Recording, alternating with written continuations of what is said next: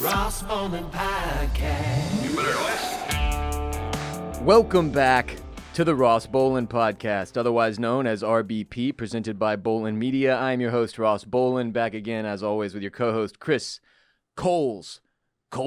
Coles, how was the weekend?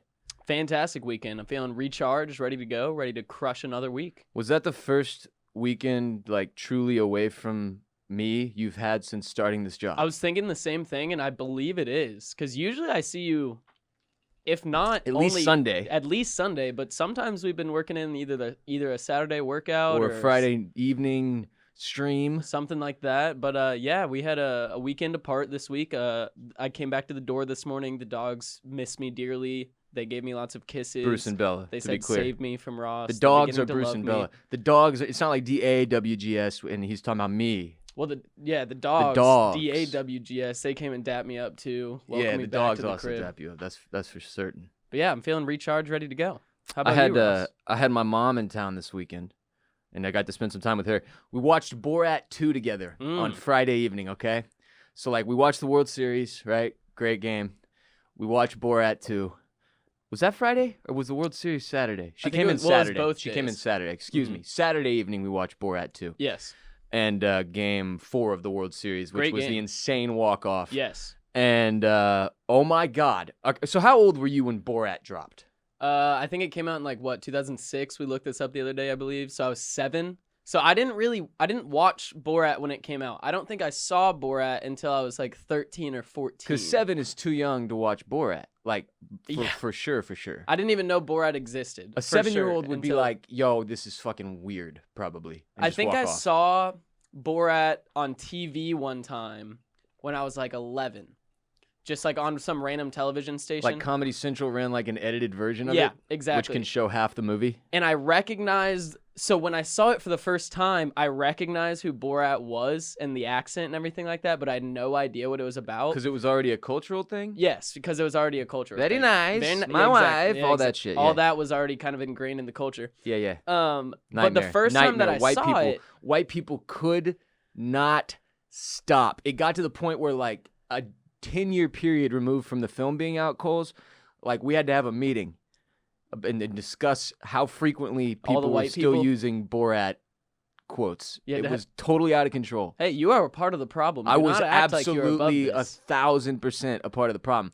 But the me making the my wife joke came on the back end of it had been out of style for so long So you were that it was almost ironic it was retro. to try to bring it back. Yeah, yeah. you were vintage at that point. Yeah, what I'm saying is I can't not be cool. So whatever I do flies. Yeah, absolutely. All right. But when I first saw Borat when I was 13 or 14, I didn't understand the underlying theme at all. I just thought it was a funny dude doing funny, goofy shit, kind of jackass. Yeah, so there weren't any serious political thoughts No. behind or civil rights instances or anything like that. It was just a comedy movie. Absolutely not, yeah. Silly as hell comedy movie. And so the older I got, the more that I watched it, You were like, oh. I was like, oh, this is actually a pretty accurate reflection on American society, and this is kind of hilarious the way they're satirizing this. yeah. And so now when Borat 2 came out, I'm sorry, it's Borat's subsequent movie film. sorry, I apologize. Show When some Borat's respect. subsequent movie film The came name out. of which changes, 4 times during the course of the movie? Yes, absolutely. New names keep flashing up for his mission and whatnot. Depending on who his current mission and who his political target at the time is. Yeah, which from was- Mike Pence to Rudy Giuliani. No, Vice Pussy Grabber, to Rudy Did I call him Rudy Giuliani? potentially. Huh. Well, that's not it. We It's don't Rudy. we don't have our fact-checking intern anymore, so Yeah, we'll never know. That's true. But when I Shouts to Natalie. It was Natalie, right?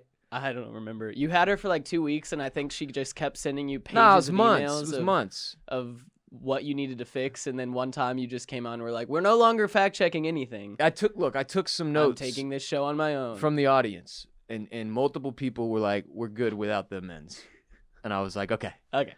cool. We're I good got then. you. Point taken." Yeah. But watching the Borat subsequent movie film, Uh-huh. it's very obvious that, if I'm sure most of you guys kind of understand where I fall politically at this point, and so watching that film, I was highly entertained with the way that it satirized America. I think it's probably more obvious where you don't fall politically than where you do okay. fall Yes, politically. that's for but certain. Borat 2, yeah, it pretty much leaned all the way into I mean, all the targets are Trump related in an effort to get him into, or her, or no, just Kazakhstan into the good graces of America.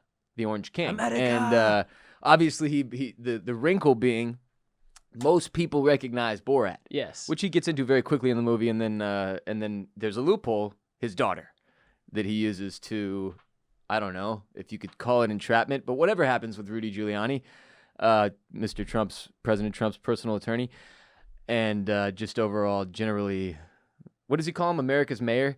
I mean, that's what he was. Giuliani was like the hero of 9/11, like at one point, in a way. Like people saw him as like this icon in New York City. And then slowly over the course of the next like 15 years, the man just derailed completely. As you can see, even from like no matter what you think about the situation with the bed and the hand and the pants, the whole other part of it is ridiculous.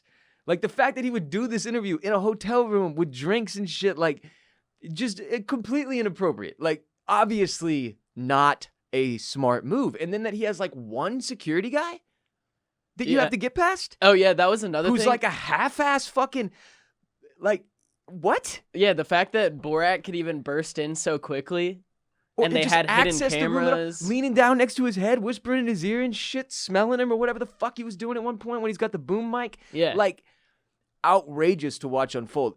All in all, for me, like, I'll give y'all a little bit of my thoughts here. I think we're going to discuss this more heavily on Oysters, Clams, and Cockles, our television and film podcast here at Bolen Media this week. OCC, as it is known, Oysters, Clams, and Cockles, available wherever you listen to RBP. But I'll give you, like, my general thought here.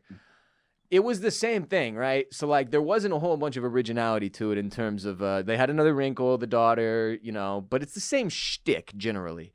He's doing something with an overall larger joke to it, and then along the way on these little missions and such, meeting ridiculous human beings and putting himself in weird. What were the name of the two guys, like Joe and Steve or whatever, that he ends up staying with? I think it was something like Joe and Steve. Like, dude, no human. I don't care. I don't know this. Like, I remember at one point I was walking home from a UT game back in the day, and the girl I was dating at the time was like sick of walking. Okay. And just asked somebody at a gas station straight up, "Can we get a ride?" And I was like, "This is how people die." Yeah. And then they ended up being really drunk and insane, and we almost died. Yeah. You don't ask some stranger for a ride, and then if you do, nobody says yes. This is the plot of The Devil All the Time. If you this ask, is why you don't do this. Could I come stay with you to ride out the pandemic? Nobody is agreeing to that. Not a single sane human being in a parking lot is like, you know what? Pick them up. Hop in. You're in with me for the long haul here. Let's go ride out this COVID-19 thing together. What the hell was that? Yeah, it was quite incredible. Hey, that's just the hospitality of the Southern man right there. Just really helping out our fellow citizens. And then he writes a song. He went to the Texas State Fair. Did you see that? That's the state fair that he was at. Hey, he landed in Galveston, man. Oh, that's where he landed? Yeah, he landed in Galveston, Texas. Damn. Yeah, it was funny as shit. Like, I was thoroughly entertained. It didn't, like, blow my mind. I didn't think it was phenomenal to the point that I was, like, couldn't wait to tell everybody to watch it. It's just Borat. Like, and if you can't use some Borat laughs right now, you're doing a lot better than most of us. I thought it was pretty fucking hilarious. I did too. It was fucking hilarious. There were many, many, many, many laugh out loud moments. Watching it with my mom on an edible was definitely the move. Because it it gets, dude, like the cotillion dance scene where they do their choreographed Kazakhstanian dance or whatever. First of all, the biggest loser in this franchise continues to be the country of Kazakhstan that just will never recover from this in any meaningful way. But that shit, dude, I went from like nearly crying laughing to like, please God, make it stop so fast. Cause that's what he'll do. He'll like give you something that makes you cringe laugh, but then he'll keep pounding you with it until you're uncomfortable. Please take it away. Yeah. Please make her stop spreading her legs, and the way she dances towards the people, like bro, hiking up her dress. this? The best part was the reactions of all the people there. super reserved, very fancy. Which again, I don't understand how he even classist. gets in there. That's what I didn't get either. I I was don't like, get it. how did he get in? But I'm assuming they just know somebody that knows somebody that makes a phone call and is like, hey, this is this really rich guy coming over from a different country. He wants to come to your.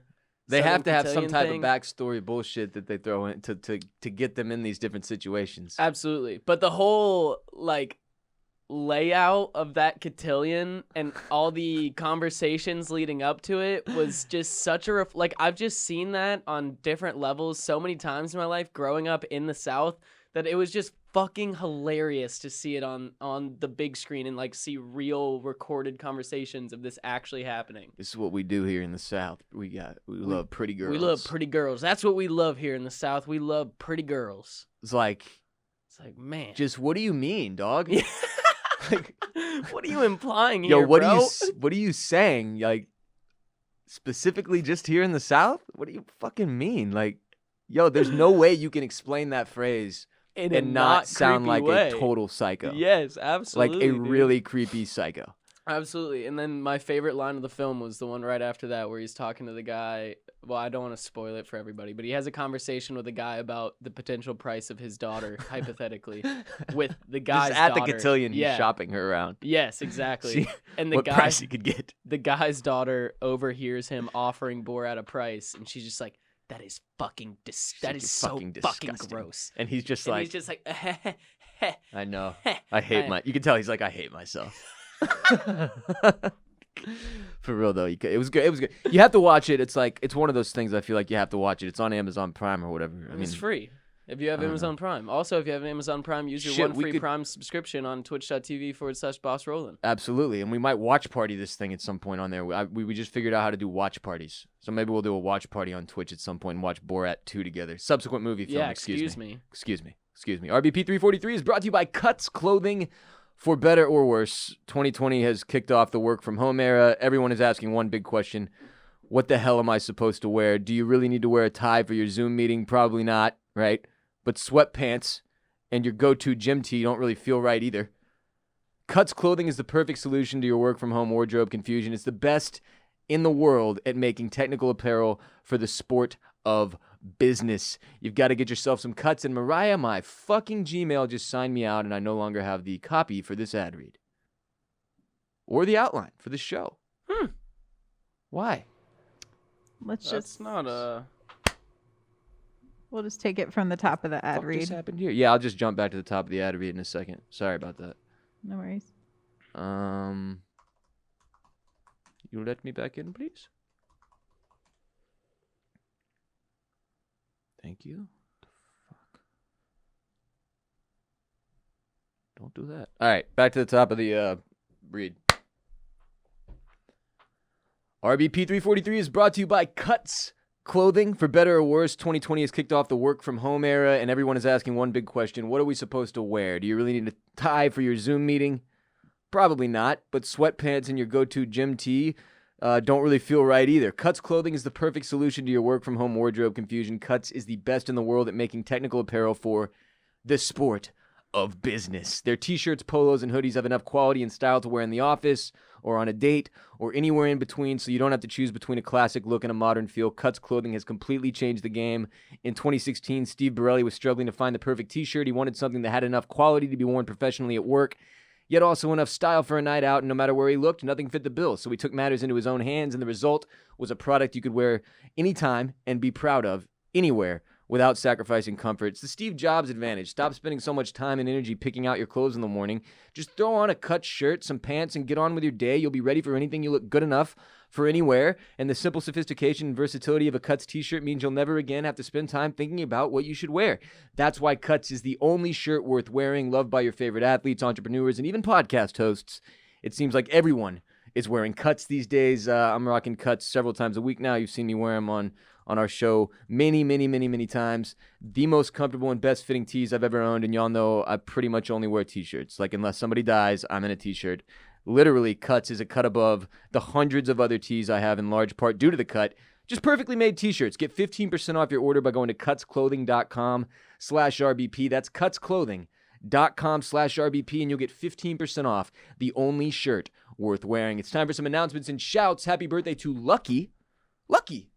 Yeah. Who's Lucky? His name's Dylan, but Goes by our Lucky? former shout, Spudfucker, Spudfucker. told us to let Dylan know happy birthday, and he goes by Lucky because apparently he's the luckiest man alive. How about that? Must be nice. Also, apparently, Nobody's ever called me that. the but nickname has nothing to do with coitus with a potato. I was clarified from our boy Spud. That's good. Just want to let That's you know. good. This is his show now.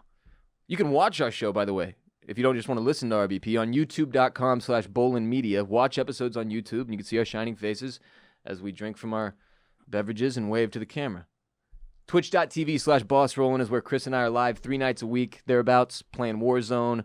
We're doing a lot of zombies now on Call of Duty, playing Fall Guys, Among Us. We're going to be working in Apex Legends again, hopefully soon. We have a lot of fun. Twitch.tv/Boss Rollin'. Always check in on our social media to see when we're live. And now it's time for our first segment. Reviewing Tesla's Model 3. So this weekend, Chris, and Sunday specifically, I made a big-time move. Yeah. I began the process of walking away from my 2005 Lexus ES, which has not moved in over a month due to a flat tire, and before that had probably been driven like 200 miles in 2020, realistically. I think I drove 150 of those miles. To Waco and back. Okay, so if we count that, probably 250. Okay. Yeah. Since, for those of you who have been listening to this show forever, you're aware, but for those of you who are newer, since I was 21 years old, I'm now 33, I've had to reconfigure the way that I live my life more or less as a result of panic disorder and panic attacks and acute anxiety attacks, hundreds of them over the course of the first few years between like 21 and 24 years old, and then fewer and further between the more distance I've gotten away from alcohol, really. Many of you know I've been dry from drinking for some time now. We're going to discuss that later in the show as well. But I started having issues driving immediately upon being stricken, I guess you could say, with panic disorder in college.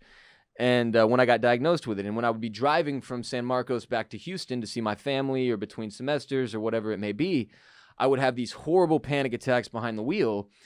And they were dangerous, man. My whole body would be shaking. I felt like I was going to pass out. One time I got hospitalized. I had to pull over in Flatonia, which is between San Marcos and Houston, Texas, tiny town. Went to their hospital.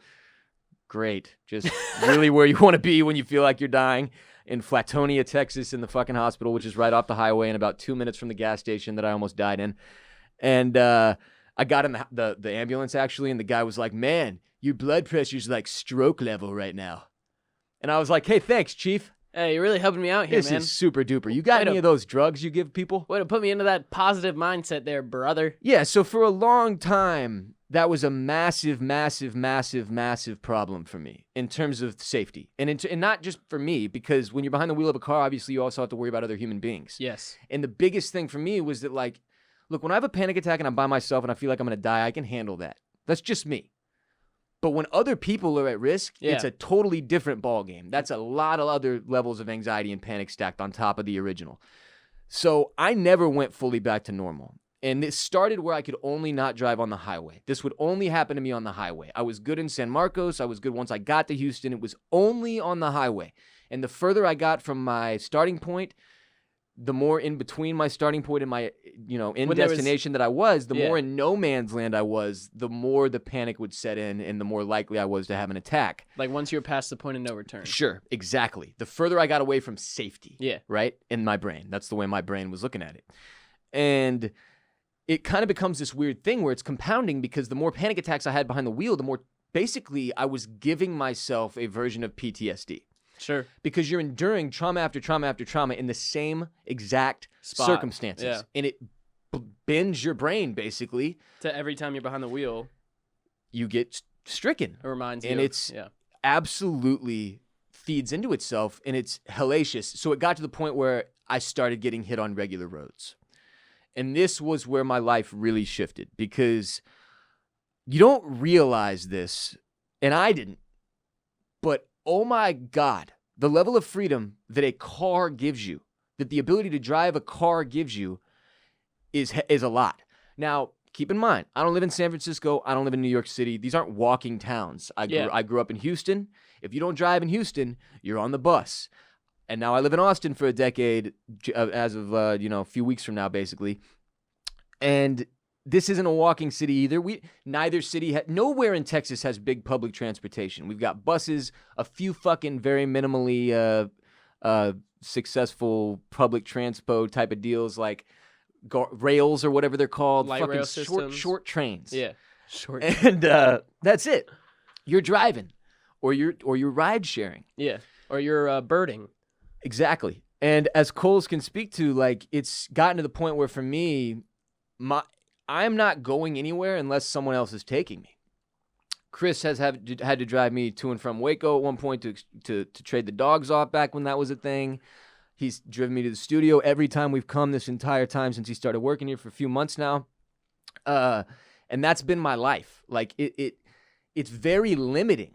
And here's the thing. You think of it from a practicality standpoint, and you can ride share your way around this. Yes. That's what I've been doing. It's just very expensive. Yeah. Very, very, very expensive.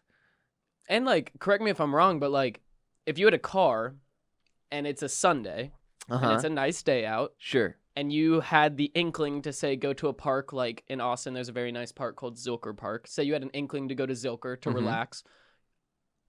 You're probably not going to Uber there because then you have to spend, $15 to Uber there, $15 to Uber back. You're reliant on I got to get the Uber that'll let me take the dogs. I've got to get the dogs in the kennel. I've got to get the kennel in the car. I've got to get out of the Uber. And then that whole thing the other way. And it's just a totally different type of ball game. You're waiting 15 minutes for I'm sorry, let me start saying Lyft because I deleted the Uber app.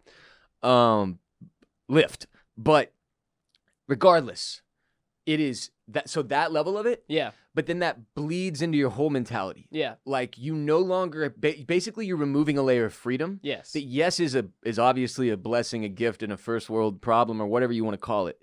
But that is so huge, especially in America, especially in our society, especially as an adult, like an adult who eventually at some point wants to have kids, like to not be able to drive my kids around when I have kids one day, that type of that.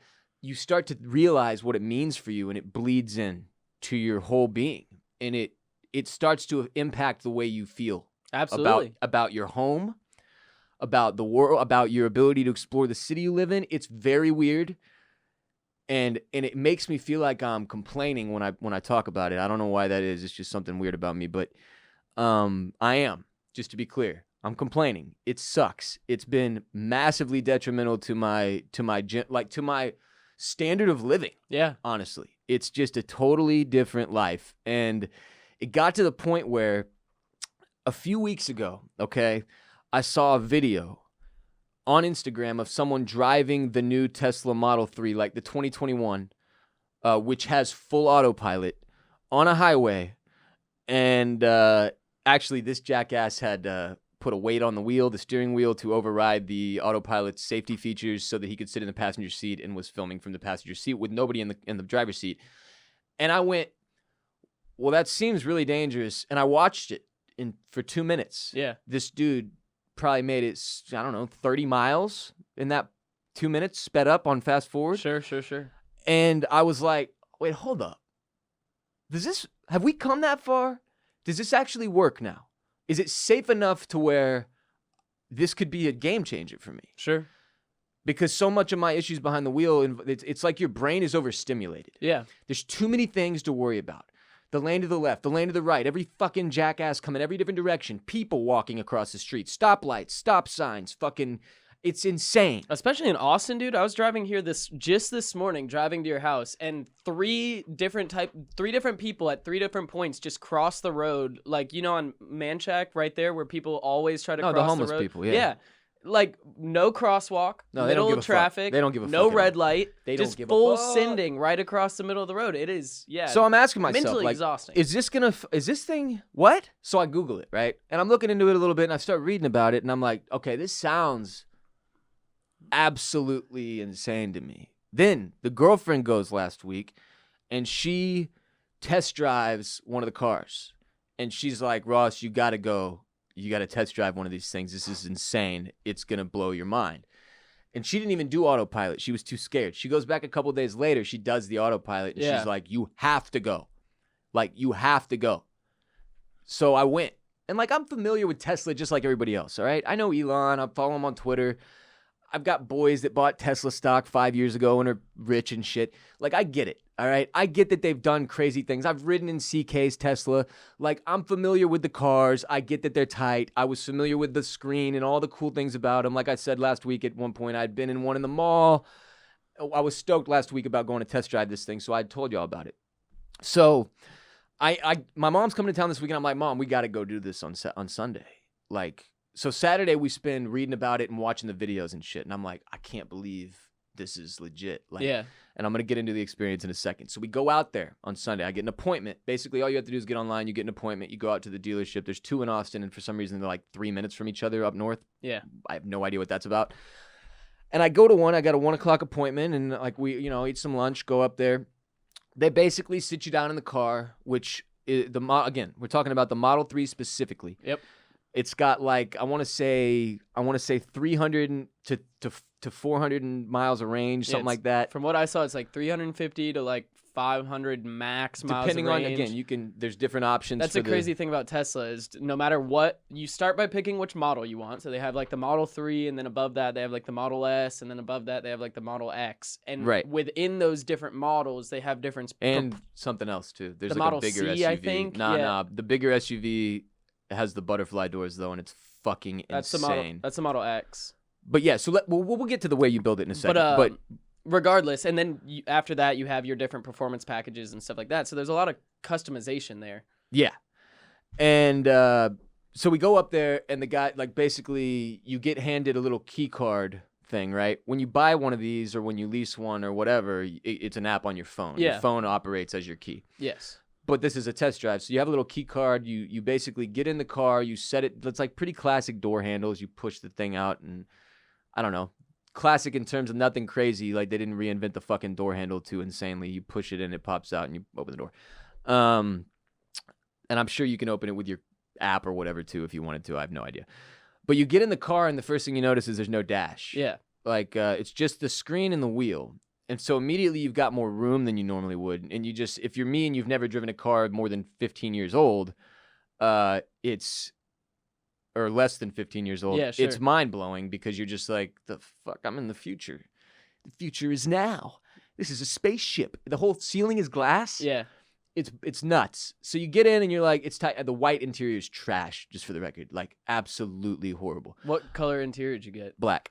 Nice. And I got like the seats are midnight silver or whatever. Exterior, like the dark gray. Yeah. Yeah. This Texas is too hot for black. Like the seats look super futuristic in design alone too. Like they're very simplistic. Yeah. And like the lines of them look almost like rocket ship-esque. Yeah. It's like they took them straight out of a SpaceX rocket ship and threw them right in the Tesla. It's crazy. So they walk you through everything with the screen, and your entire car is controlled by the screen alone, which is again mind-melting. Bro, they can like hermetically seal these things. What does Like that I don't know mean? if the Model 3 has it, but some of the Teslas have a button to where it goes into like nuclear war mode, where like it's only refiltering the air from within the Tesla, so you can like drive through a tear gas bombed city for like 3 hours or something like that. I probably don't need to do that. No, but it's like crazy what these things can do. Yeah, so I'm sitting in there. I'm like, it's got even the ability to pull up Spotify is mind blowing to me. Like fuck the whatever you just said,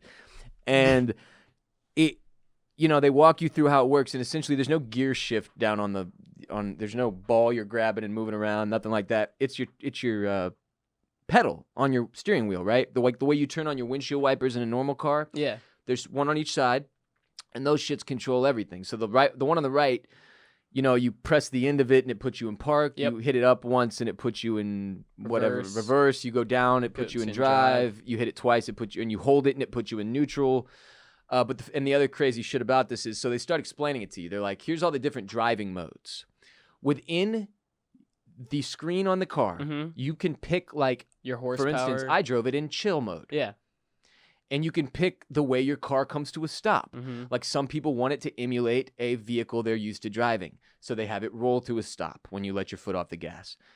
If you don't do that and you drive it the normal way, standard or whatever it's called, it's like driving a golf cart. Yeah. When you don't use the brake if you don't want to. Like you take your foot off the gas and it stops. It's like a cool you thing feel about it. That's the cool thing about electric cars is they can basically recover energy through the braking system. They rebuild or they recharge themselves partially. Yeah. So like when you take your foot off the gas, instead of using a brake, it's using that friction to create more energy to recharge the battery and bring your car to a stop all at once. It's all the energy, like they're extremely efficient. It's and insane. that's the first huge getting used to it moment for anybody who's driven a normal car. I was and gonna never driven ask. one of these. It is very, very different. And I was gonna ask, what's it like driving something with no sound, like at like 40 miles an hour? It's weird, man. Like, I mean, there's definitely sound. You don't feel like you're like it's not like you're driving like Something silent. a futuristic silent mobile. Like Sure. you can definitely.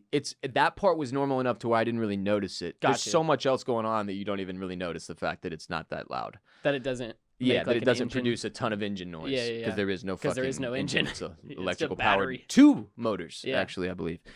One for the front and one for the back because they can do that. Also, you have a trunk in the front and the back because they can do that, which is, again, bizarre. But that's the first thing that's weird to get used to is the way it stops and like letting off the gas being a brake, basically. Sure. But let me just jump to driving the thing. Yeah. There have been, I guess, probably 3 things in my life that have happened where I was like, well, that just changed the whole world. The personal computer when I was a young boy, right? Yeah. The first time we got like a gateway computer delivered Sure. to the crib, I was like, this is obviously a big deal. Huge moment. I could see the wide-ranging implications from the get-go. Yeah. The iPhone was another one where I was like, oh, like I remember I was one of the anti-iPhone people for a couple years. And then when I finally got one, I was like, well, I'll never have another phone again. These people have clearly changed everything, as they said over and over and over and over with every version now. This changes everything. The 1 year like Again. anti-iPhone movement was quite hilarious. Like when the very first one came out and people were like, "Oh, there's no way this one's ever gonna work. Like it's gonna be a fad. It's gonna There's fade not out." even It's like, buttons. come That's on. the dumbest shit I've ever seen. And then, I was one of the people. I had a BlackBerry. I bought a BlackBerry Storm instead of an iPhone. I'm one of the Wasn't that dumbest the- humans to ever exist. wasn't that the touchscreen BlackBerry? Yes, it didn't go well. The only thing I remember about the Storm is that it had very, very like tactile feeling to it when you touch the screen. It made like a noise to it that was very satisfying. Yeah, that was tight until it stopped working. Yeah. Over after, and like, 2 over weeks. and over. I went through like 20 of those. Nice. I just walked in and they would throw another one at me and I'd leave. But did it have Brick Breaker on it? I don't think so. Why the I hell don't know. would you buy a maybe it BlackBerry? did. I don't know. Fuck, dude. It's The so only long ago. reason You're to talking buy a about like BlackBerry. 20 years ago. My mom used to have the BlackBerry that had a little scroll wheel on the side of it, and you could play Brick Breaker with the scroll wheel. I'm sure it had Shit Brick was Breaker. They all had fantastic. Brick Breaker. I just forgot that was the BlackBerry thing. Anybody who's listening who has a BlackBerry Storm is like, it absolutely had Brick Breaker. It had Brick Breaker. Okay. But that was the other moment where I was like, well, this is obviously like they're gonna make $1 trillion. Like this is fucking bonkers. This thing is so much better than any phone I've ever had that it makes them all look stupid by comparison. Yep. This is the 4th moment of those I've had, where by the end of the test drive, so I drove it for like an hour. Okay, I drove it on regular roads. I drove it on the not like Mopac but like a highway with lights on it. So every several miles we'd have a stoplight or whatever. And it completely blew my mind in every conceivable way. Like, first of all, even without full autopilot, the thing basically drives itself. Like, you have to be a moron to crash this car. Okay. Like, a complete and total joke of a human. It literally, people, and this isn't good, it's one of the things being argued about autopilot, in fact, that now drunk people know, like, well, I'm fine. And they've been, like, caught sleeping behind the wheel, and I'll answer the question about what happens if you fall asleep behind the wheel a little bit later, because it was obviously something that was important to me. Yeah. And getting in trouble. Anyway, it's the car reacts to everything around you, so it has full ability to see everything that you can see. Do you remember how many cameras it said it has? I think do it's not, but in it's the 20s or it something shows like that. up in a digital screen on your pad, right? Your iPad thing, basically, that runs the whole car. On the left side of it, you're looking at your vehicle, and then it's outlining digitally anything that appears in your field of view. Yeah. So if you're at a stoplight, and I literally was sitting at a stoplight, and a human being walked by, Mm-hmm. and the human being digitally showed up in my Tesla's screen, or the Tesla I was test driving, and I was looking at them in a computer form. Yeah. Like as they were walking by my car. It's like in like the blocks and sticks, right? And like it won't let you run that person over. Yeah. Basically. It also is able to tell you like when you're safe to go, when you're not safe to go. But my point is that even with not full autopilot is an additional, as of today, $10,000 on top of the cost of whatever you're getting for your car. Sure. The full autopilot jumped overnight from $8,000 to $10,000 because in 2021, full autopilot is going to be available on regular city streets. So not just the highway. Okay. The car will drive itself. So again, without full autopilot, if you're not buying the crazy expensive package that I needed to get for my purposes, it's still insane how big of a difference it makes in terms of safety, in terms of comfort, in terms of what you have to worry about. So those versus features, if you're driving a non-future car. those features that you were just talking about, those come with just the basic Model 3. Yes. That's not full autopilot. All the warnings and all the assisted Yeah, because driving you can help and do- everything like yes. that. Yes. Wow. All of that shit is just, but full autopilot, Yeah. which is the thing that right now you can use on the highway that And I that's- tested out, Got you. you are not driving the car anymore. Yes. That, when you double click down and it throws in full autopilot and a little blue steering wheel shows up right below your gear shift stuff on your screen, Sure.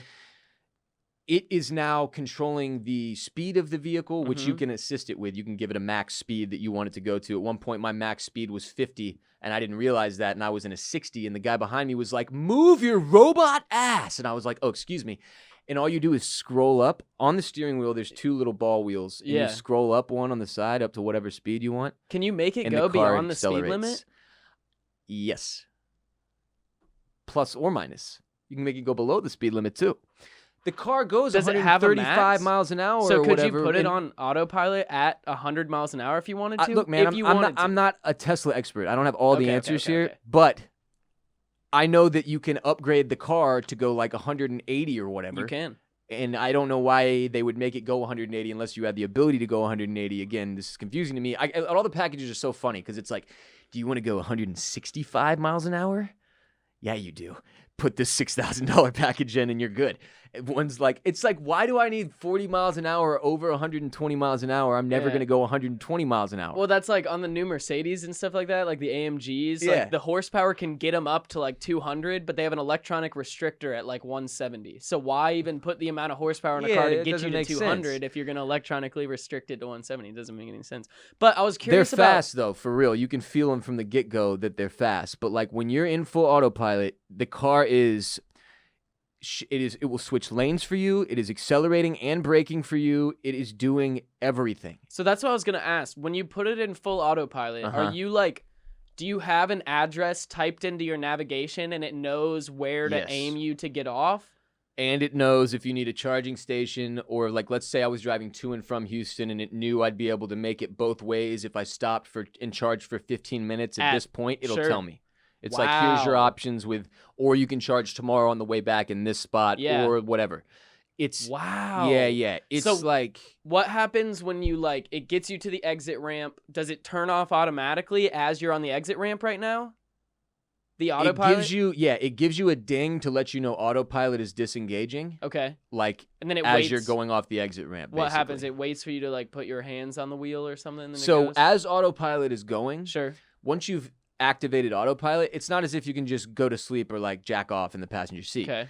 It tells you every couple of minutes, or really probably less than every minute if I had to put an estimate on it. I'm not sure what the exact timer is, but based on what's happening with the vehicle as well, it's like you basically have to check in. Okay. You apply pressure to the steering wheel with your hands, so you Both just hands? basically barely touch it. Okay. So you're sitting there and then you just go boop, and it just keeps driving. Sure. So again, for me, that is eliminating my need to fully control the vehicle. Yeah. Even just having assistance driving on the normal roads was incredibly alleviating in terms of anxiety, how safe I felt, and how many things I felt I had to worry about while driving a vehicle. Okay. This version of it, fully auto, it legitimate, like that changes my whole life. Like if I can, and then the fact that when you go and look into it, they're not nearly as expensive as you think they are. If you get the basic Model 3 and you don't, I just got standard. Like Yeah. I don't need to go further than Houston. Yeah. With the standard, I can get to Houston and back on less than a full charge. Yeah. So now I can go home and see my mom or my dad or my brother or my grandma's or my papa or whatever, whenever I want. That's a completely different life for me. to not have to be able to plan it a week out and get a fucking super bus pass or whatever, and then be on the bus, which is just a whole nother nightmare. Like, no offense again to bus people, but it sucks.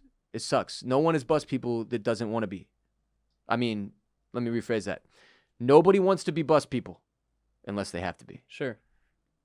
And even little things like when you have to go up north and stuff like that, not having to worry about like or trying to link it up with really me up love there. the environment. Go ahead. Like, yeah, or you really love the environment. But even little things for you, like having like when you want to go up north and stuff like that.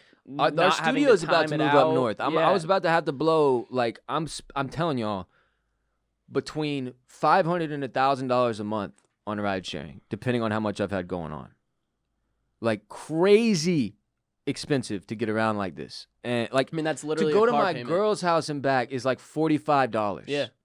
And that's if there's no surge charge, or that's if it's like and that's with the weights and not being in my own car. Like, it sucks. Yeah. Like, it fucking sucks. So, all I can say is, like, so I did probably 45 minutes an hour. I drove, like, from the dealership over to my girlfriend's house just to see what that would be like. Did some, like, not full highway, but whatever that is. I mean, it was... The beginning of it, as I was getting used to it the first few minutes, you're sort of getting a feel for the way the car works, right? Any new car you drive, how sensitive are the brakes, how sensitive is the gas, how do I shift the mirrors, blah, blah, blah, blah, blah. There's all these little things that you sort of have to get a feel for as you're driving a car for the first time. And within a few minutes, Coles, what you feel like is you're playing a video game. Sure. You do not feel like you're driving a car anymore. The car is driving you. Yeah. You're there and you're engaging with the car to let it know that you're being safe, basically. Like, as you're hurtling towards a stoplight, if that light is green, which it can see and fucking shows you, you never have to look up at a stoplight in your whole life ever again. If you're sitting at a red light and it turns green, the fucking thing dings. You're no good. way. Time to go. You don't even have to look up. That's You insane. stare at your penis the entire time you're driving. Your own penis. Does it give you like if you're on like a curve in the road, Or does it vagina. like help you turn? If it's on autopilot, it just does the turn. You But don't like touch what the if you're on steering. like a normal road? Like does it like have any like assisted weight in the steering wheel, or is that just Not it's, if like, you have telling it on fully regular Off. Gotcha, off. gotcha, Yeah. gotcha. So you can drive it like a regular car. Sure. Like I know people who have gotten like they're getting one of these now and Yeah. not getting the autopilot. Yeah. They don't need that, right? And it's expensive. I need that shit. Like, cause here's the beauty. I got to get about a half a mile from my house to 71. Yeah. Bro, it's over. Yeah. I just sit there. Yeah. I'm in Houston in 2.5 hours. It might even think that I don't have to do anything else. It might Like, even think that Manchac is a highway, dude. You could maybe turn it on I'm as soon telling as you you, pull out of your starting next neighborhood. year, that's the case. You literally just type it in from your house. You're good to go. That's insane. I watch these here's another piece of the pie. They've got the beta for full self-driving autopilot on city streets in the Bay Area right now, in San Francisco. Okay. They gave it to a bunch of people, and they told them, like, basically Tesla's like, you have access to it. If you screw with us, if you do anything to manipulate it or make us look bad or try to make it look like the car's a piece of shit, Yeah. they don't tell you. Like, if you're the guy who made the original Instagram video I saw that inevitably, ironically, led me to purchasing a Tesla, they ding you, basically. They flag you. Yeah. And they know, like, this dude put a weight on the wheel. So I was telling you about the full autopilot, how Sure. you have to engage with it. There were workarounds, easy ones. Yeah. Grab a little weight, tie it around the wheel. You're fully engaged the whole time, Yeah, according sure, to the sure, car. sure. So people were finding little ways to rig it up so that it would continue to drive. And the car knows that. It will flag it. And then if you ever come out and try to say like this or that, they're like, oh yeah, what about the time you tied the fucking weight to the wheel? Which is a little scary, right? It's a little weird. Yeah. But the dude at the dealership was the one telling me this. And I was like, and I know people who would be like, that's creepy. Come on, bring it all on. I don't give a fuck about that level that everybody's worried about, like the robots taking up. No, I need the robots to take over my goddamn life. Bring the robot car to me so that I can bow down and worship it. It is my new deity. I am with the computer now, not any of you. I am computer people. Ross has become cyborg Ross. But like, I'm He's not entered a new concerned with age what Tesla knows of about elevation. my fucking driving habits or what information they can log based on I don't care. They can take as much information out of my vehicle as they want. If the thing gets me from A to B, boom, you have changed the world. Think about how many people are either horrible drivers, most of you, or are in some way driving impaired. You don't have to get your fucking license except every 10 years. What? You know how many years that I could have been driving unsafely behind the wheel as like a mentally impaired person, basically, without any of you or any cop knowing based on my license? I was curious about this. If you went, like, there's nothing that they could do to restrict your driving privileges based on what is going on right now. Like, if you went into the DMV and you were like, hey, I've been having these anxiety attacks behind the wheel, I don't think there's anything in the DMV, like, that would happen if that's what I'm saying. As a result of that. I don't think there's like an eyesight. But I mean, I wouldn't do that. No, no, you wouldn't do that. Right. Of course. But I don't think there is a thing. There's nothing legally that I think they can don't put a stop you from stamp on the driving back anyway. that's like, this person has anxiety or. But there are like, I'm pretty sure your medication matters when it comes to. I don't know, but that's the thing. I haven't got to get a driver's license in so long. Yeah. Like, I still have the old one, dude. Mine doesn't look like yours. Yeah. I mean, they didn't ask me if I was on any medications or anything like that when I came in to get my Texas license. Yeah. So that's a weird element. It's just an eye test. That's literally all. So if you think about how many people like that, like elderly people, like people that shouldn't be driving and are driving that are now not nearly as dangerous because they're in a robot car. Again, that's game changing. Game changing. Thousands and thousands and thousands of accidents and lives saved, like, and avoided. How long do you think until like ride sharing apps go fully automated to where there's no longer a driver? As soon as they've got this down pat next year, it's over. Because think if you're Uber and everyone who drives for Uber and Lyft is fucked. Yeah. I have no idea what's gonna happen there. Yeah. Because I mean, if they're you can, totally useless. Yeah, if you can pay $30,000 a year. Or if you can pay $30,000 one time to have a car that you never have to put money into again, that charges itself. And you can't, to be clear. You can't. You can't what? 30 grand and can cut it. No, I'm saying, but like imagine, well, as a massive corporation, you make a partnership deal and you're paying $30,000 for the most basic car with not even a front seat, no steering wheel or anything. It literally is just a shell with a back seat you can stuff people into. Yeah, they're going to build those quick. That's what I'm saying, dude. This shit's, I mean, it's going to be like Westworld. You know, in Westworld where they have the taxi things that have the two, like you can fit 6 people in them. They face each other. And it just goes That's to where 5 you need years to go. from now, bro. I'm not joking, though. 5 years, guaranteed. Maybe, yes. But for real, though. Yes, so we're there. when I was a little kid, the self-driving car thing was like, it had become... Everybody was like, are we not doing this? Yeah. Basically, every TV show had addressed it, every movie, you know, it was an obvious move. Like, human beings aren't great behind the wheel of cars. We're just fucking not. Most of us. So it was an inevitability, but then it was like no ground was, like the auto industry was just so stuck, right? Yeah.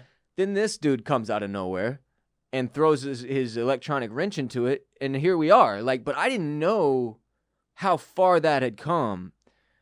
I mean, that literally, and again, it was almost an emotional moment for me. Sure. Like being behind the wheel of it, when I got the hang of it after the first few minutes, I was like, I can't believe this is real. Like, I can't believe this is happening right now. Yeah. It was crazy. Freeing.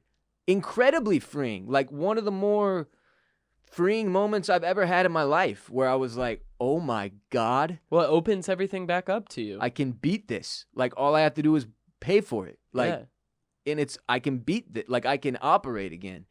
So, I mean, literally, I finished the test drive, got home.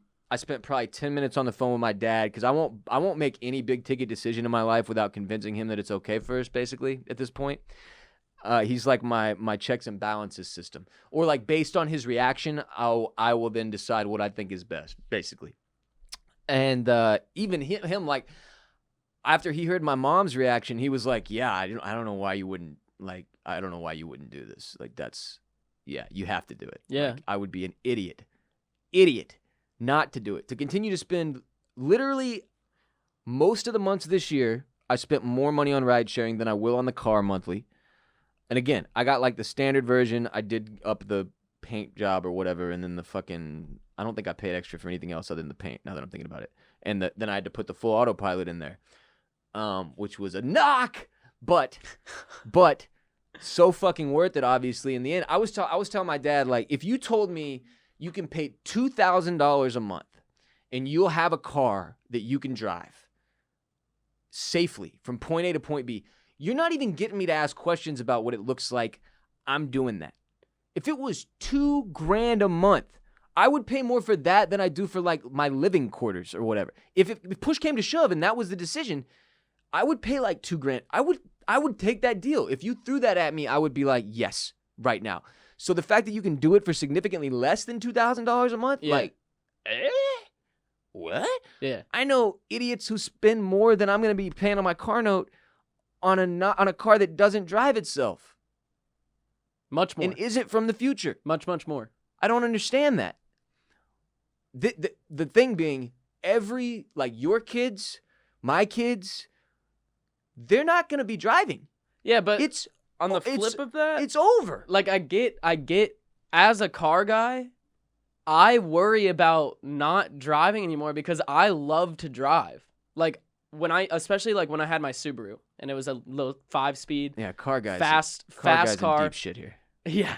It was so much fun to drive. Like the joy that car gave me when I would hit a perfect shift into third gear and I'd be going 65 down some backcountry road or something like that with the windows down and music playing, like literally would bring a ear-to-ear smile to my face where I would be literally smacking the dashboard of the car telling it that it was such a good girl for doing so good and I was so proud of her. I'm not kidding. I don't know how to explain it, but when you have a car like that... Everything else until you started talking to it, I talk to my car all the time. I completely feel like... Sheila? That was one of the first things that was taken from me with the panic disorder shit, is driving down the highway with the windows rolled down, jamming the music with the fucking wind in my hair was my shit. Like, that was a massive, massive way that I blew off steam and, like, relaxed and enjoyed myself. Yeah.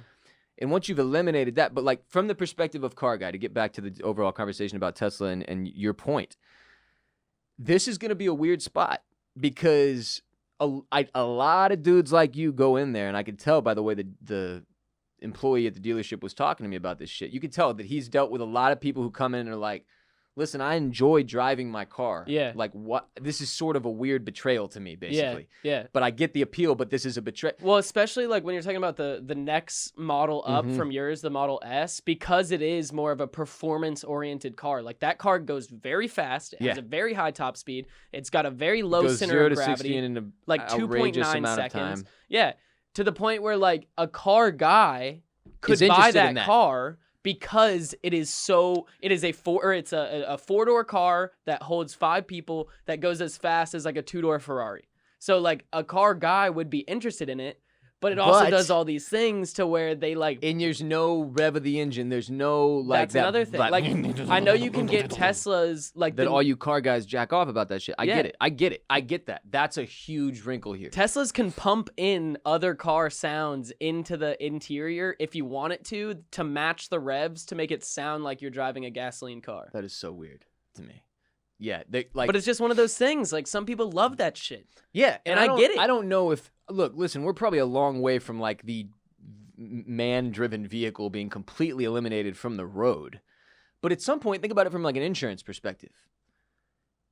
Your insurance is going to tell you to go fuck yourself if you choose a car that you're in charge of over the one that they know is not going to fuck you. Well, also I was talking cost everyone. Yeah, and I was talking to Ross about this too. Eventually, the more self-driving cars become relevant and accessible to all people, we're going to have to make a full switch to self-driving in order for that technology to work the way that it was designed to work from the get-go. Self-driving cars are going to work the best when every single car on the road is involved in that network. Which again, that's going to be a while.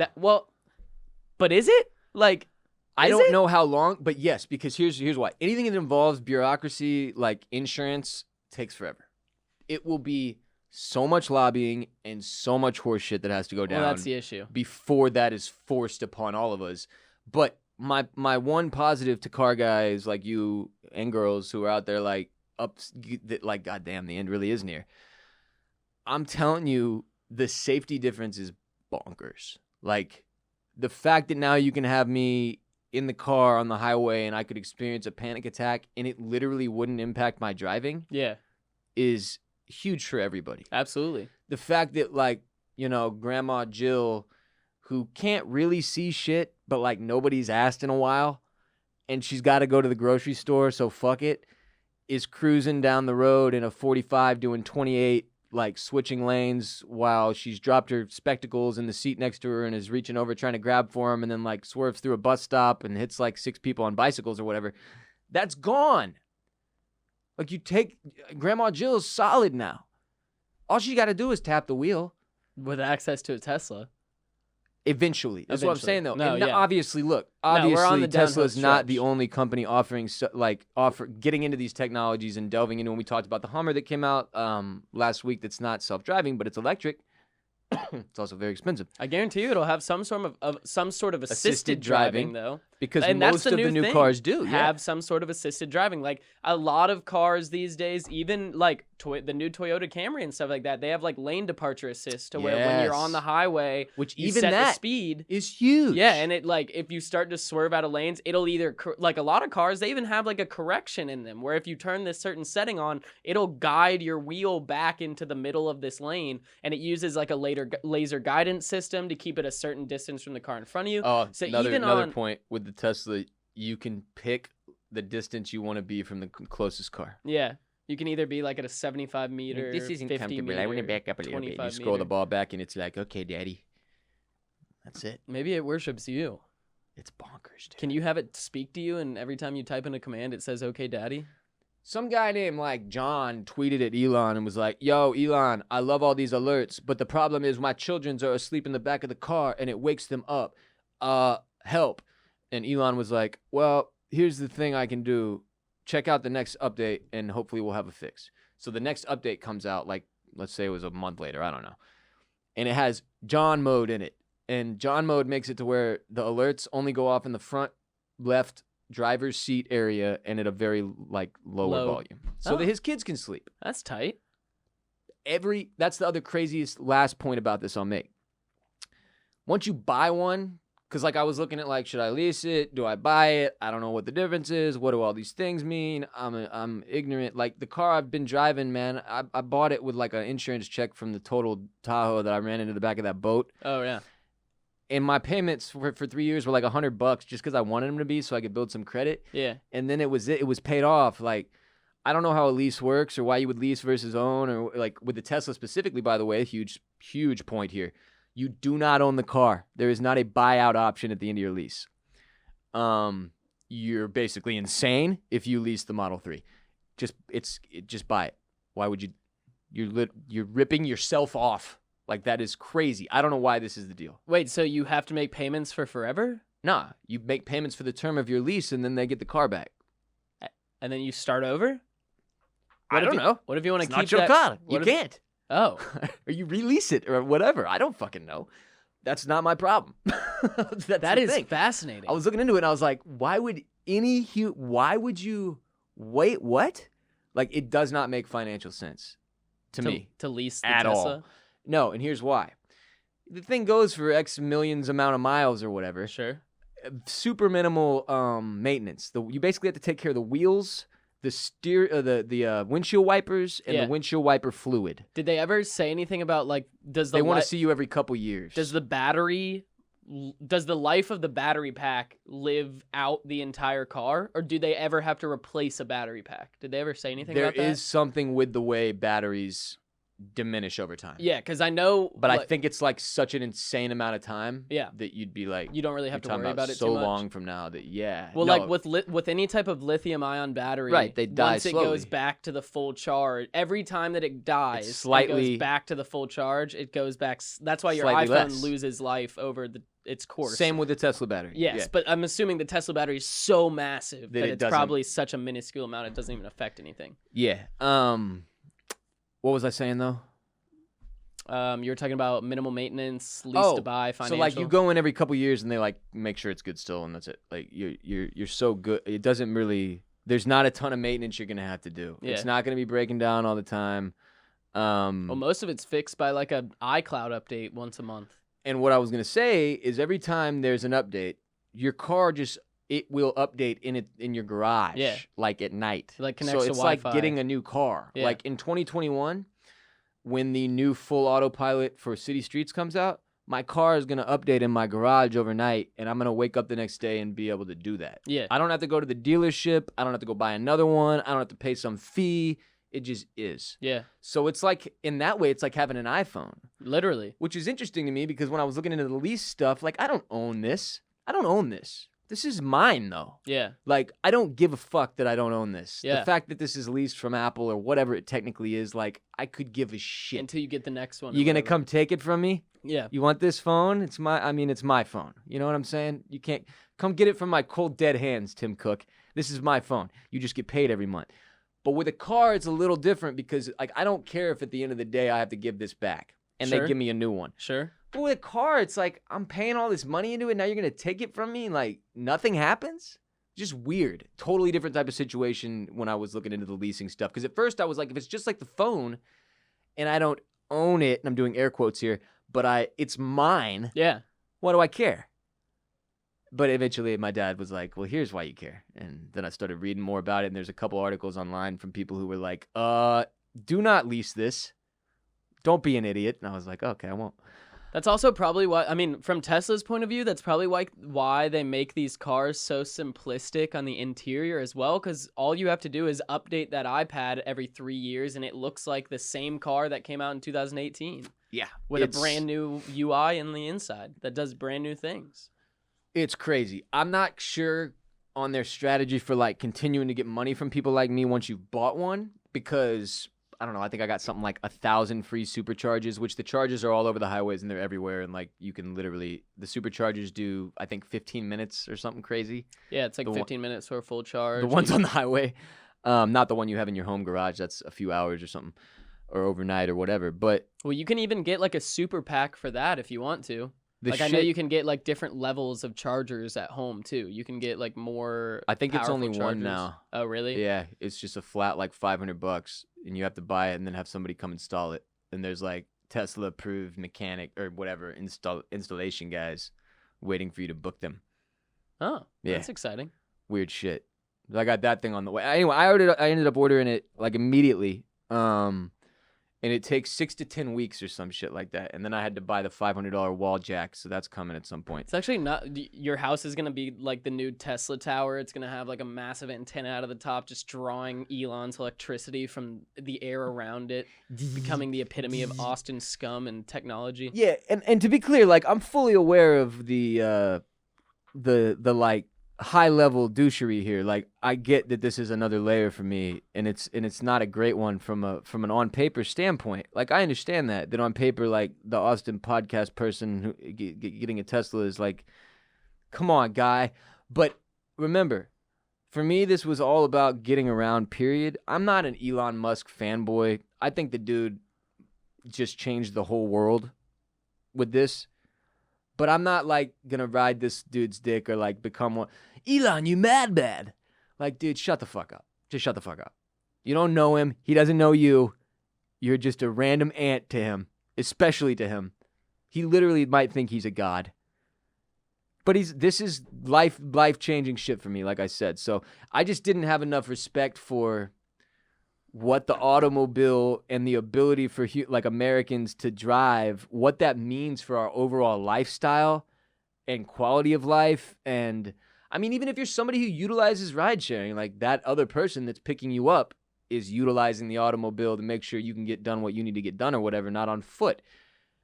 I just had no clue that we had come as far as we have, to the point that somebody like me, who's had these massive issues behind the wheel for over a decade, can now safely get from point A to point B with, 10% of the stress, something like that. If I had to take a shot at it, like, that's how much relief it was for me. It was absolutely insane. I can't fucking wait to get the thing. Obviously, I'll do like some kind of cool discussion or some shit when it arrives in several weeks.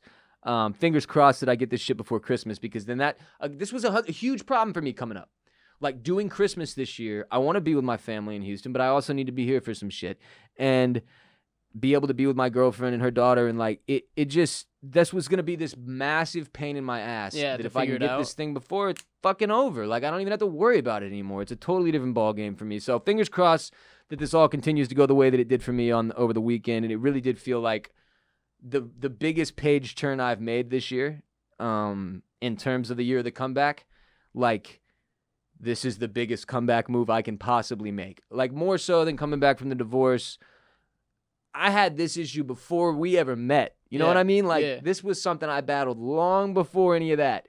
So it's crazy to me, man. It's like being cured of a disease is what it feels like. So I'm super stoked. Thanks to everybody who was like reaching out on social media, telling me how happy they were for me or whatever.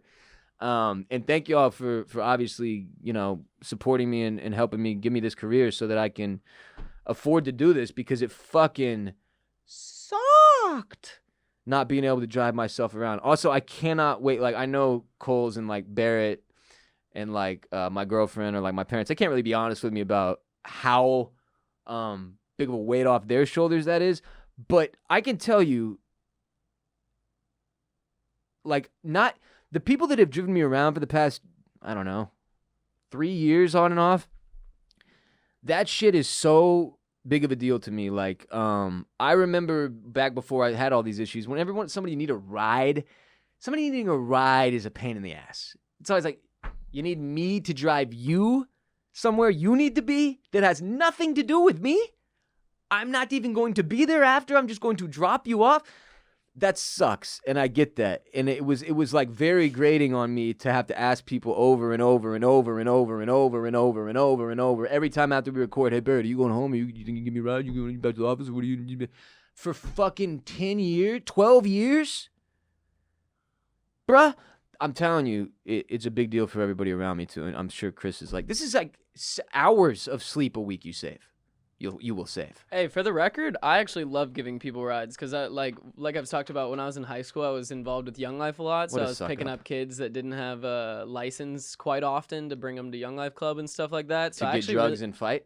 No, not really at the time. Oh, I forgot y'all's was normal. It was mostly normal. Mostly just like look at cows in a pasture and like jump around, you know, play games. Yeah, we moved weight and stabbed each other. Yeah, we didn't do that quite often, but I mean, there was weight to be moved every now and then. But I came to enjoy the rides. I came to enjoy the rides given. Again, so, you know, but you're a car guy. You Yeah. enjoy you enjoy spending time behind the wheel of your car. That's fair. That's fair. Different for you. Not really this current soulless front-wheel drive abomination that I currently own. Yeah, but somebody on Twitch was like, does Coles get a Tesla now? And I was like, one step at a time, little fella.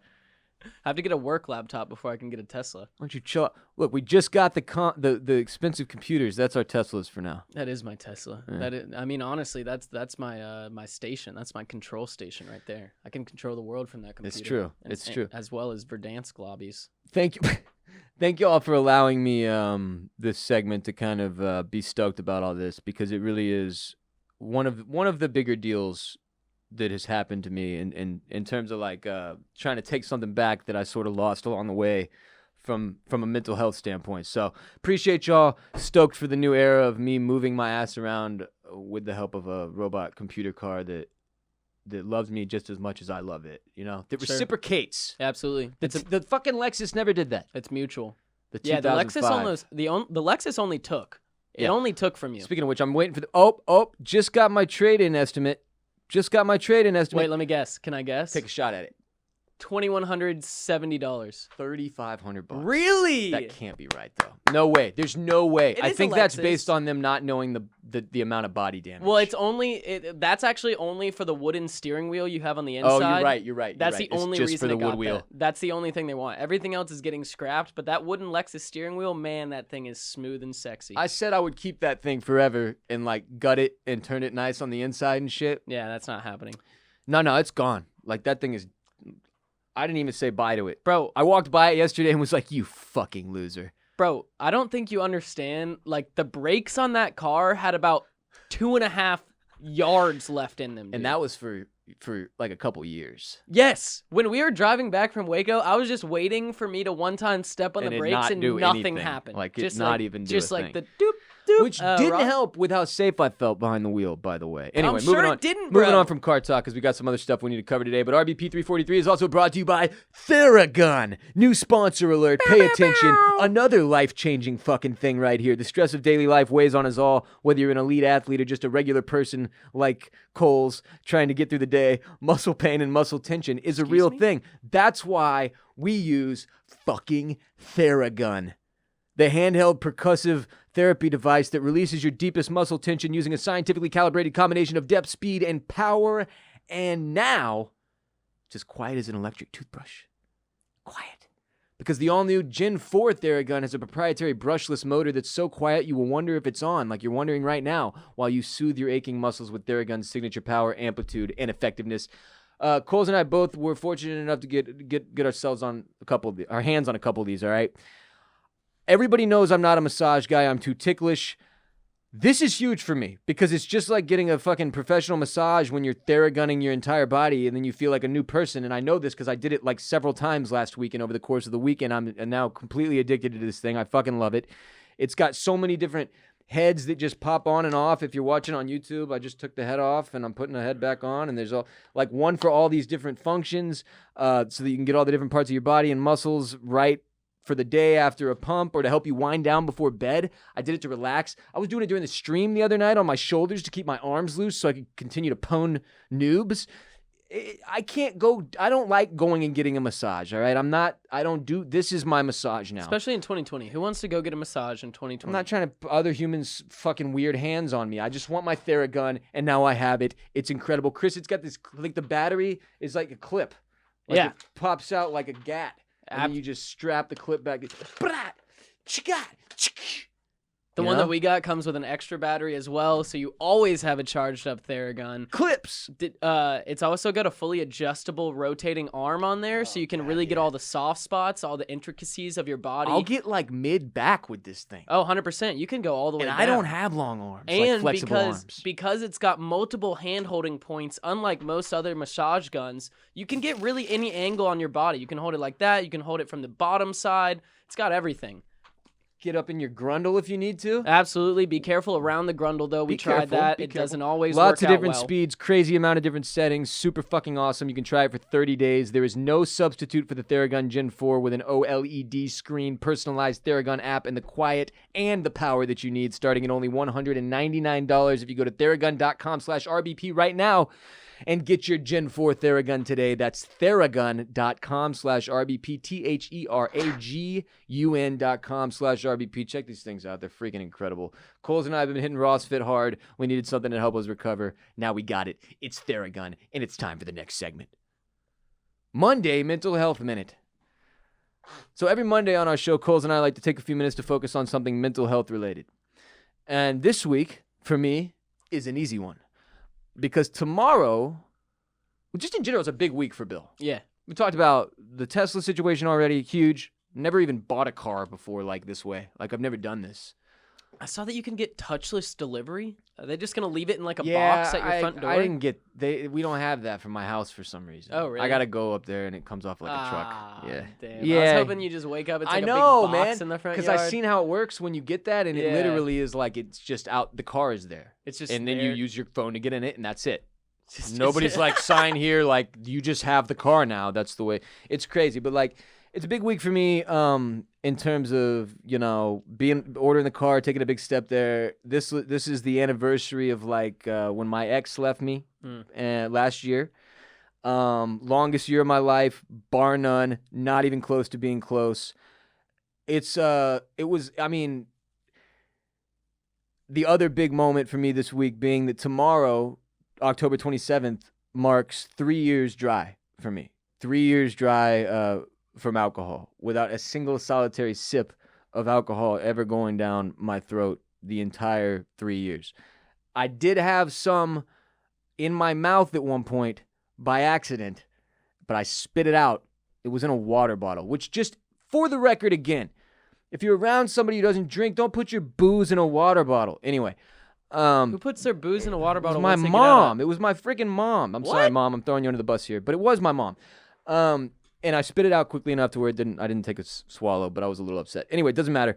The point is, I made it 3 years, 3 full 365-day calendars. We had a leap year in there. And if you told me, did we really? I think so. If you told me that, 10 years ago or whatever, I would have laughed in your face. If you told me that when I was 20, I would have laughed in your face. Maybe not after 21. I would have been like, maybe that's possible. But it was something that took me a long time to get to that step, to walk away from drinking and to admit that for me, it was a negative to my mental health. I wasn't an alcoholic in the classic sense of the word. Okay, I didn't have an addiction to alcohol. I didn't drink every day or night. It's not like as if I was just blackout drunk all the time, or like having to wake up and chug vodka or anything like that. At any point, like never did I really drink that way. Maybe a little bit in college, but after that, nah.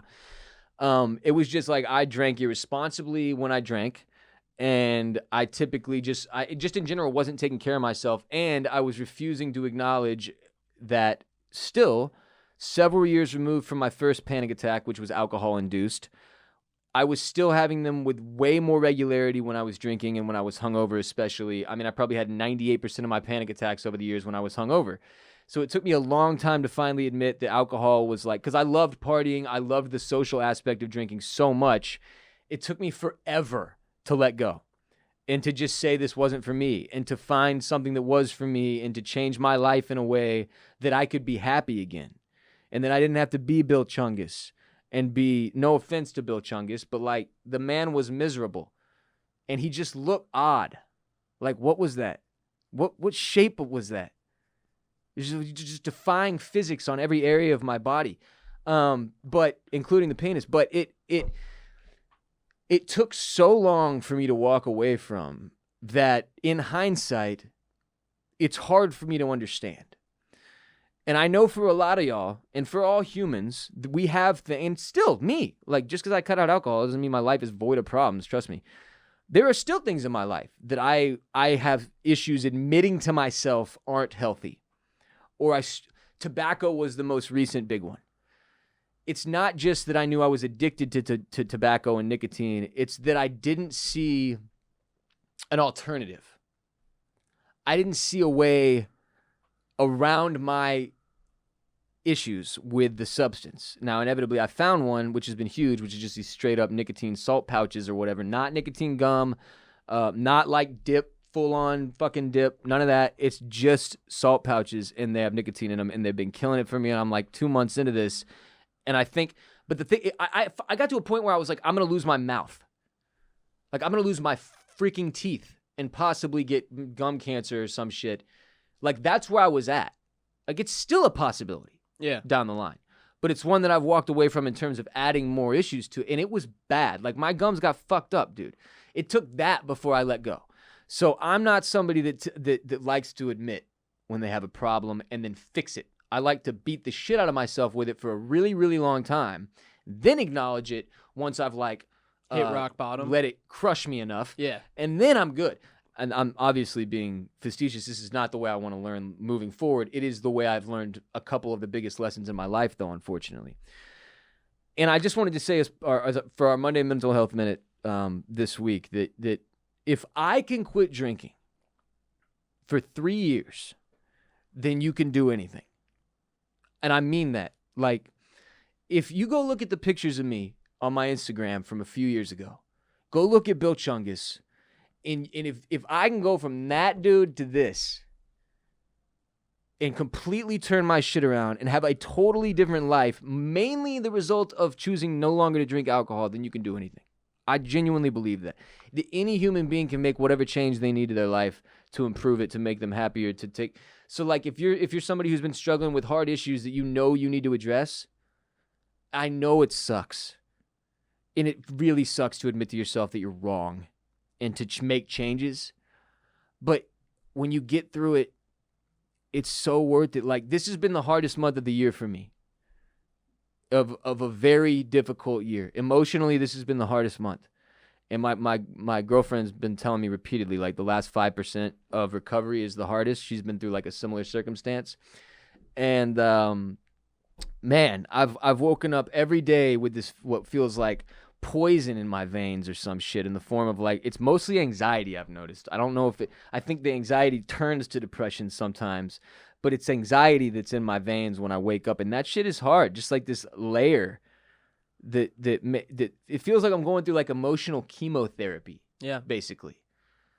And I mean, you can get through this shit. You can get through the most difficult things you don't believe you can get through, because human beings have the capacity to change and have the capacity for that level of strength. And you can do, and if you have good people around you who are willing to support you And like I was even thinking about like, you know, like Mike and Myrriah, our producers that often do our show, and Grant too, although he's not here as often anymore.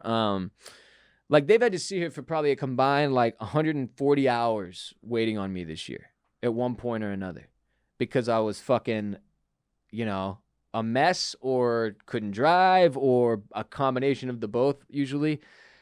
And man, like it just, if you've got good people around you who are willing to stick it out with you, you can do anything. I'm telling you. So just put your fucking head down and make the changes you need to make. We got a couple months left of the year that come back. I'm doing my best to lead by example here. I'm cutting out all the shit and buying the robot cars. Line up behind me. Let's fucking ride. RBP 343 is also brought to you by Hawthorne. Smelling good is important, obviously. You don't want to smell bad. Many of us have lost our way this year, though. Too much time spent at home alone, and your general hygiene is pathetically wavering. That's why it's time for you to get your shit together with Hawthorne, because Hawthorne smells really, really good. You just go to Hawthorne.co, you take a quick quiz to figure out which scents are best for you. It legitimately takes just a couple minutes. They ask you all the questions you've ever wanted to be asked about your personal hygiene, your hair, your skin type, you know, straight or curly, oily or dry, all that good stuff. And then Hawthorne's going to get you everything your skin, hair, and body need to stay so fresh and so clean. I use their shampoo, their conditioner, and their body wash every single time I shower. I've got their work scent, their cologne for obviously when we're working, and then they send you a play as well for when you're, you know, going out and playing. Both are phenomenal. Everything they make is great. Do what I did. Take Hawthorne's quiz today. Get started on your personalized self-care routine by going to hawthorne.co and use the promo code ROSS, R-O-S-S, to get 10% off your first purchase. That's HAWTHORNE.com. Hawthorne.co, .co, no M. Promo code is ROSS, R-O-S-S, hawthorne.co. Promo code ROSS. Smell better, feel better, play better. Next segment. Kanye does Rogan. So Kanye West, who we all know is running for president, formerly known as a musician, then a fashion icon, and now both, also just generally seemingly unstable human, went on Joe Rogan, a highly anticipated podcast episode. Everybody knew it would probably be a yarn, a long one, and Chris, it was. Oh, yes. It was roughly 3 hours, spanning a number of topics, many of which were connected back to God, Kanye's personal religious beliefs, and or fluoride. Was one of them. I've only watched the clip. I'm not giving Ye and Rogan 3 hours. I'm sorry. But I've watched a bunch of the clips of like the best parts. Sure. And I guess, let me say first, I feel like Kanye is less out of control than I thought he was. He didn't seem like a danger to himself or anybody. Let me put it that way. No. And I don't think... Now, there have been moments this year where he did, where I was like, oh, fuck. Well, you see what's going on outside, like one layer removed. Yeah, we don't know. We don't really know. Right. And so that was the thing I watched the clips as well. I haven't watched the full interview. Watching Kanye speak, it seems that he is on the right track and in his mind has the right ideas. Some of them. I would say for the most part, he has the right idea of what he wants to do and what direction he wants to lead his life and what difference he wants to make in the world. Sure.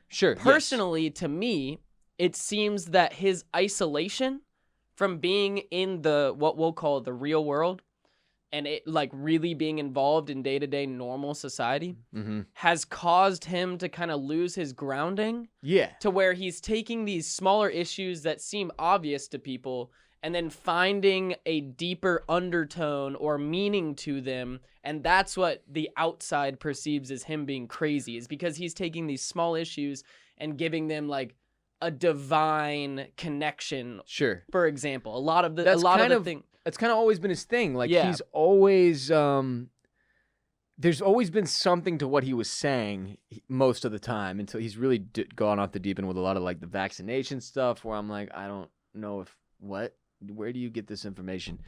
But he's always been outspoken. He's always kind of railed against whatever he thought the grain was. Sure. And he's always been outside the box guy.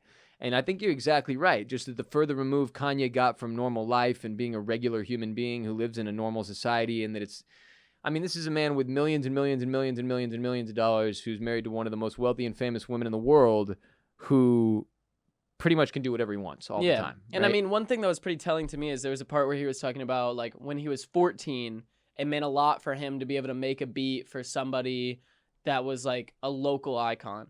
And then when he was 19, it meant a lot for him to make a beat for somebody that had a #1 selling record. Then when he was 24, 22 or whatever, it meant a lot for him to be on a record or on a album with rapping with somebody to that's produce had, a Jay-Z song or Yes. beyond Blueprint. and he took that as God kept putting these new challenges in front of him and these new goals to set and stuff like that.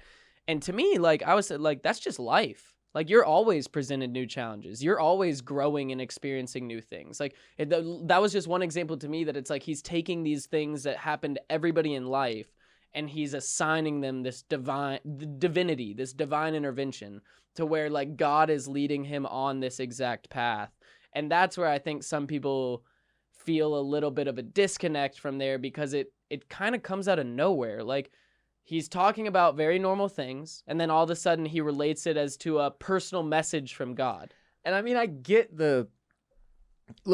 how you get there. Like, it's not like I don't see the path for Ye, how he became what he is now anymore. That's no longer the case. Like, I completely understand it, especially as somebody who I've never struggled with whatever it is that he's struggling with. I know bipolar specifically is one of the things he's been diagnosed with. And I believe he spoke to Joe in some length about the medication situation that he's gone through and all that different stuff. He talked about what the medication that they put him on made him feel like. He said that the medication was like a graying of the eyes. I think his exact words were the medication took the buck out of the Bronco. Yeah, which is often the argument from mentally ill people that are creative, right? It's the same thing from from A Beautiful Mind that the main character dealt with in A Beautiful Mind. Like the medicine took away his ability to feel and took away his ability to think and be himself. And obviously medication is very much a case-by-case type of deal. There's no blanket answer to medical problems, and you've got to work with your doctor to figure out what works for you. But just to see him like, I get how he spiraled to this place, and I don't know if it's bad for anybody. That's the other thing that after listening to him speak again and reading a bunch of the quotes, like everybody wants to make it about all this drama. Everybody wants to be the most dramatic they can about Kanye. Sure. And that's because so many of us grew up with him as a hero, as an icon, as a musician that we loved or whatever. But look, man, the guy's trying his best. I genuinely believe that. I don't think he knows very much about what's going on in the real world anymore, like you said. Yeah. And I think he's trying to make a positive impact. I don't think he's going about it the right way, and I don't like a lot of his messaging, and I don't like the fact that it's all centered on religion, like that's the entire focus of his message at this point. Makes it feel very hokey and weird to me. Well, the way that I'm a religious guy, and I don't agree with everything he's saying. Well, the way that he talks about it too is feels slightly like commercialized religion. Always does. Well, he spent too much time around these fucking evangelicals, and well, that's a good point. Yeah, Very and it's commercialized just the whole thing is too wrapped up in religion. His whole Sunday service shit was all weird to me, but I do understand like how we got here. It's not as if I'm looking at Kanye confused. Like if you have that many wins in a row, you're inevitably gonna be like, what's the fucking biggest, craziest thing I could try to do? It's run for president. Yeah. Well, I mean, he talks about in the interview, word for word, he's like, well, I'm somebody that literally changed the music industry from the inside. I changed the way that live performances occur on a world stage. I changed basically the entire rap industry. I changed the way people do features. I changed the way people produce beats. Like, he attributes himself with a very physical pivot in the music industry that was catalyzed exclusively by Kanye West. Which is probably not fair. And I think he gives himself too much credit there. Kanye changed the music industry for sure. Oh, and yeah. He's one of the greatest artists to ever exist. I don't argue against that. But basically he became the best product of an already existent era of music. He didn't invent rap. He changed the shit out of it, and like 808s and Heartbreak bred like Drake and all these new generations of artists that we've seen, I believe. But you can't, like, then Hove gets more credit than you. Well, when you realize that? Like, if Yeah. you're telling me that you are like God of music, then what's your... Well, I think he sees himself king as to a like the god? modern day messiah of rap music. Well, not anymore. He says he doesn't even know how to rap anymore because he can't make nasty jokes. He doesn't want to upset God and Jesus, which, again, whatever, man. You go your path, I'll go mine. I'm going to stick with the nasty jokes, though. I'm again, not going to give them 3 hours. Not sure how anybody does the Rogan 3 hours 4 times a week thing. It blows my mind. But it's yay. So I'm going to watch the clips. I'm going to read the fucking interview questions. I'm going to read the 14 thought articles that get written about everything he said, analyzing from every different angle. And that's that. It's just the way I have to live my life as a Kanye West fan who fully acknowledges that the man is out there. Very, very out there. RBP 343 is brought to you by Liquid IV as well. Flu season is right around the corner with the winter months approaching. It's more important than ever, obviously, to have a strong immune system. When you're pushing your body hard or feeling run down, it's important to take care of yourself with the proper vitamins and nutrients. That's why Liquid IV created Hydration Multiplier Plus Immune Support to maintain and strengthen your immune system. Hydration Multiplier Plus Immune Support is cutting edge. It's a blend of vitamin C, vitamin D, zinc, and Wellmune in convenient single-serving packets. Vitamin C, well known to protect your body and support good health. Vitamin D facilitates immune system function and improves your daily defense. Zinc, the second most abundant trace mineral in your body, supports your immune system, cell health, and function. And then Wellmune, a naturally sourced beta-glucan that's proven to help strengthen your immune system, all in one package. Each packet is bursting with fresh, natural tangerine flavor. It tastes so good. The blend is powered by cellular transport technology, which is designed to enhance rapid absorption of water and other nutrients. When you purchase Liquid IV, you're joining the mission to help people live better lives everywhere, because with every purchase, Liquid IV donates a serving of Liquid IV to someone in need. Liquid IV is donating 3.7 million servings in response to COVID-19. Products are being donated to hospitals, first responders, food banks, veterans, active military. The company has donated over 5 million servings globally. Liquid IV's new Hydration Multiplier Plus Immune Support is available at Walmart, or you can order online and get 25% off when you go to liquidiv.com and use the code ROSS at checkout. Liquidiv.com, code ROSS, 25% off anything they've got in their new Hydration Multiplier Plus Immune Support. Phenomenal, and obviously never been a better time for that. So go get yourself some Liquid IV today at liquidiv.com and use that code ROSS for 25% off. Before you head out to take on the world, it's time for some very important announcements. You've been saddled with 3 legal obligations as a result of having listened to this entire podcast, the first of which is that you must rate and review. Give us 5 stars, write 2 or 3 sentences about why you love the show, and then check that box on, move on to number 2. Which is share the show with one friend, family member, coworker, neighbor, any one individual you can think of. Hey, this person would enjoy RBP. Share the Ross Bolen Podcast with them. Send this episode to your friend who's been thinking about getting a Tesla. I don't know. Share the show with one person, though, then check that box and move on to your third and final legal obligation, which in this case is to support our sponsors who support us. Today we had 4, cutsclothing.com/RBP, Theragun.com/RBP, Hawthorne.co, code Ross, and then liquidiv.com, code Ross as well. Support our sponsors. Pick one. Go right now. Hit all the URLs. Use all the codes. Save all the money. Get all the products. Do those 3 things, and I will call off the dogs. You fulfill your legal obs. We won't have to see each other in court. We can all live long and prosper. Follow us on Instagram at the Ross Bolen Podcast, where every day we fill up our story with photos and videos sent in by our listenership. That's you. We collect those mostly through our Snapchats. Coles and I will both share our Snapchats here in a second. Follow us on Twitter at Ross Bolen Pod. We're also on Facebook.com/Ross Bolen Podcast. And you can follow me, Ross Bolen, on Twitter, Instagram, and Snapchat at WRBOLEN, at WR Bolen on Twitter, Instagram, and Snapchat. Keep the Snapchats coming. They go into the Instagram story at the Ross Bolen Podcast. Coles, where can everybody follow you on social media? You can find me on Twitter at Q0ULS. You can find me on Instagram at ChrisSC99. And you can find me on Snapchat at Chris_Coulson. That's COULSON. Check out Bolen Media's television and film podcast, as we mentioned at the top of the show. Oysters, Clams, and Cockles, formerly the #1 Game of Thrones podcast in the world, now doing the best in TV and film weekly, available wherever RBP is available. Oysters, Clams, and Cockles, general entertainment, TV, and film talk every week. Plus right now we're doing Yellowstone Season 2, Fargo Season 4. We're going to talk more Borat. subsequent movie film this week as well. And I'm sure there will be some creepy month discussion, #creepy month discussion in there for everybody. It's a joke. It's not. You know how everybody's obsessed with spooky season and calling saying it creepy spooky month? season, Yeah. and they ruined the word and basically Halloween. Yeah, we're just making fun of it. #creepy month. So listen to Sounds OCC like wherever you a listen to RBP. spooky season hater to me. No, just am saying point blank, you all ruined spooky season. Sounds like a spooky season hater. I still love the word spooky season. I will haze your spooky ass.